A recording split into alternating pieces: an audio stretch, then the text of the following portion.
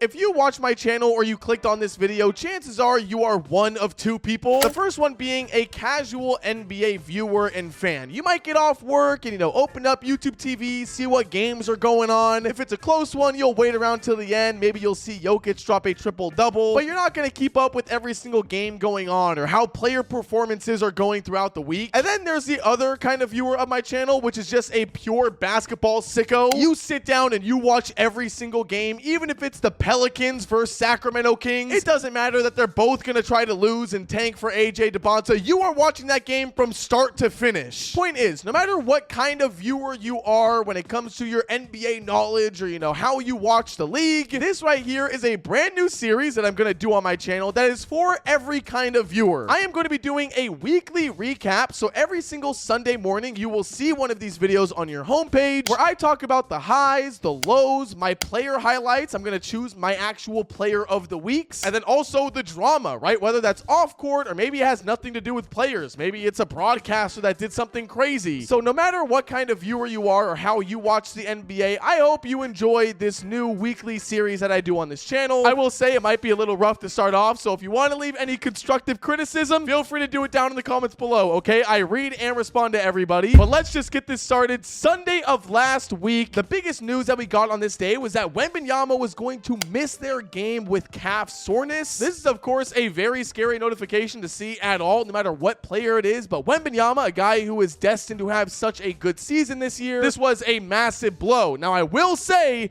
the San Antonio Spurs ended up winning this game. Shout out to De'Aaron Fox. Okay, we're going to talk about the Spurs a little bit more later on. This day also had two games that went into overtime, one that went into double overtime. Overall, very crazy day when it comes to actual performances in the NBA. But moving on to Monday, we got the official news that Wembanyama will be out for a couple of weeks with calf issues. Once again, this is horrible when it happens to any player, but Wembanyama specifically, this is just atrocious, especially because these calf-related, issues like soreness or any sort of injury often lead to Achilles-related problems. Obviously, I hope nothing like that happens to Wemby, but it is widely known that if you rush back from an injury like that, the Achilles is kind of what's at risk. I will say Monday was when I started to notice that Jalen Duren was playing out of his mind. Obviously, the Pistons at this point won their 10th game in a row, so he was already playing really good. But to me, this is when Jalen Duren really started to shine and everyone started to kind of notice and say, all right, something is going on in Detroit. There's also the Toronto Raptors who just barely beat the Charlotte Hornets to give themselves 9 wins out of their last 10 games. The Toronto Raptors are another team that I'm going to be talking about in the high-low segment because nobody seems to be giving them as much credit as they are with the Detroit Pistons. So Toronto, don't worry, I'm going to be getting to you guys soon. But I will say none of these games mattered, okay? They were all trumped by one notification that we saw, which was that LeBron James was listed as questionable for their Utah Jazz game. Now, come Tuesday, it was, of course, all about LeBron James. How was he going to return to the Lakers team? Was he going to ruin the chemistry? Was he going to fuck up the flow? Because the Lakers are doing pretty solid right now. Well, I'm not going to dive too much into that because I did make an entire YouTube video talking about the LeBron James situation. So if you want to go watch that, watch it after this, okay? There was a little bit of drama that happened on Tuesday, okay? Stephen A. Smith got removed from ESPN Countdown. I don't know if that's because ESPN finally realized that Stephen A. Smith is fucking dog shit, or maybe it's because he was promoting some AI gambling,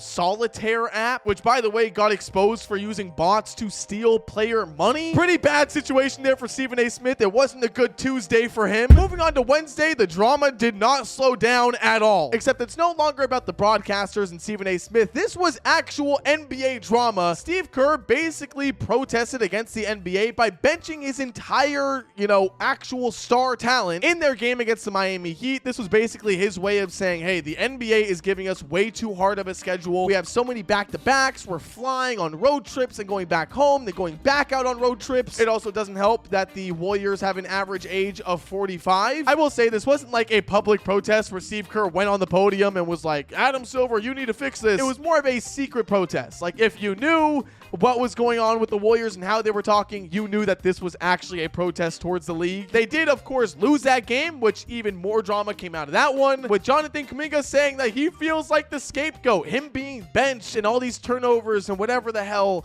I couldn't even be bothered to look into this drama because we knew this was going to happen. We knew that after the whole free agency thing, Jonathan Kuminga was not going to go in with the best spirits. Steve Kerr hates your ass, bro. You should have came to Sacramento. Anyways, the Blazers lost on another game winner, making it now 3 times in the same calendar year that they got a game winner hit on them, which is just unfortunate. It was Vucevic who hit the game winner, which we do love to see. Jalen Brunson had his return after missing 2 games, which is great. Still trying to figure out that New York Knicks Mike Brown system. They did win this game and everything is looking great in New York, so we love that. Moving on to Thursday, we got some more off the court shenanigans. The Buss family is no longer in charge of the Lakers. The new ownership came in and fired the rest of the Buss family. I think I saw something about how like the original vote to sell the team by the Buss family was 3-2 or 4-2. Obviously 4 of them being in agreement to sell the team and the 2 brothers not being in agreement. And well, it appears that the 2 who denied the initial idea of selling the team were also the 2 that got fired and,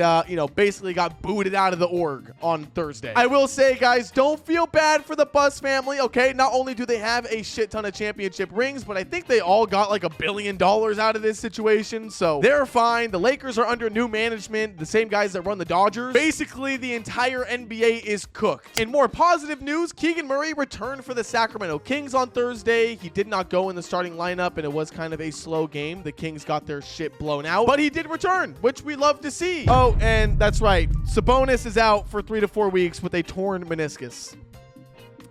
Isn't that just great? And finally, I guess this isn't really drama anymore, but we had the whole LaMelo Ball, you know, trade request. I'm not happy in Charlotte. I'm open to being traded thing that happened. If you don't know, I also made a YouTube video about that if you want to watch it after this video. God damn, I'm posting consistent over here. Friday comes around. That's when LaMelo Ball, you know, confirms that he is happy in Charlotte. Everything is totally okay. The Lakers, literally a day after firing, you know, the Buss family and removing them from anything that has to do with the team, they renovate their locker room, which was just kind of funny to me because it shows like, hey, this new management is here and they have a shit ton of money to spend and they do not care at all. Now, Friday was full of NBA Cup games, which is actually really fun because we finally have teams that advance. Or I guess it's just one team. The Toronto Raptors advanced to the quarterfinals for the first time in franchise history. You also had some teams that got eliminated like the Pacers and Utah Jazz. Shout out to Colin Gillespie for hitting a game winner over the Timberwolves. DeMar DeRozan came out in a Sacramento Bee article by saying that the Kings are in a shit place right now.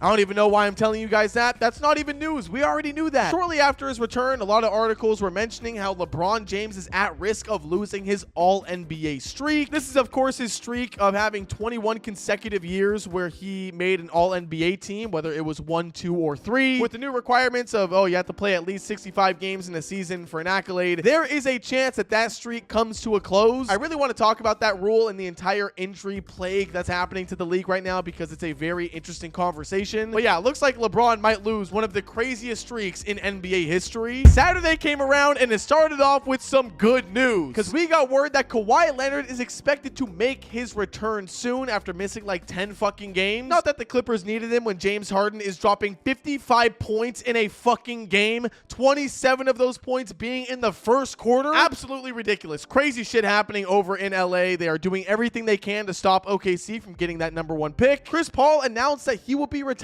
at the end of the season. We kind of already knew this, but I think a lot of people forgot, so he reminded everybody again that this was going to be his last year. Shamet unfortunately had to leave the Knicks vs Magic game early because it looks like he re-injured his shoulder again. This is obviously really unfortunate. The guy has been hooping and is obviously getting a lot of playing time under Mike Brown. And man, you just hate to see another, you know, re-aggravated injury like that. It's horrible. The Sacramento Kings won a game today, ending their losing streak. I have nothing else I want to say about that. I just wanted to mention it in, you know, Saturday's part. And finally, to close out Saturday, we had Klay Thompson and John Morant getting into a little verbal argument here, with Klay Thompson even cooking John Morant's shit in the post-game interview. John Morant, bro, if I was you, I would not let Dallas Mavericks Klay Thompson be talking to me like that. Well, you do you. So everybody, that is your weekly recap, but it doesn't stop there, okay? It does not end there because we have to go over the highs and the lows. Starting off with my selection for players of the week. You know how the NBA chooses their players of the week? Well, we don't care about that anymore. It is all about the King Charge selection. And this week in the Eastern Conference, I am choosing Nikola Vucevic because